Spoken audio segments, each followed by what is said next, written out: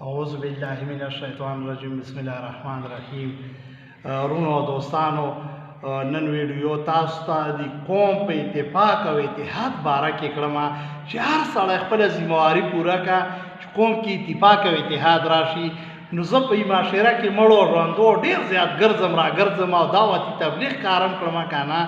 نو یو مسلمانانو ورونو چې څومره هغه خلکي امیان خلکي چې علم یې نه یې کړی چې دا سره په حجرو په دغه ځایو کې دین باسونه مه کړئ.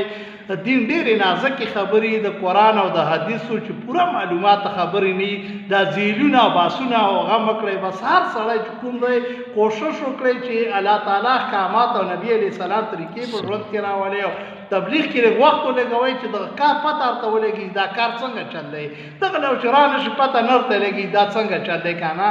نو دا باسونه مه سره کړئ، خدای نه که که نه دین خبرې ډېرې نازکې سړی ایمان پکې خلاصوي چې دا دین زیلونه باسونه او دا شیونه سره که.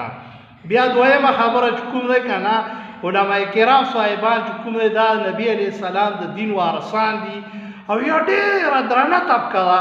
روایت کی چې 400 کسان به یو عالم جنت لبیایي، بل روایت کی چې ستورو اسمان قدر خلق به جنت لبیایي که نه.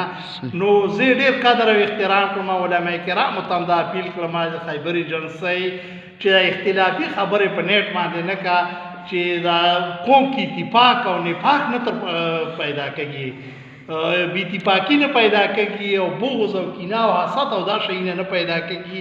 د اتفاق خبرې وکړئ چې قوم کې اتفاق راشي، اتحاد راشي او یا ښایسته معاشره.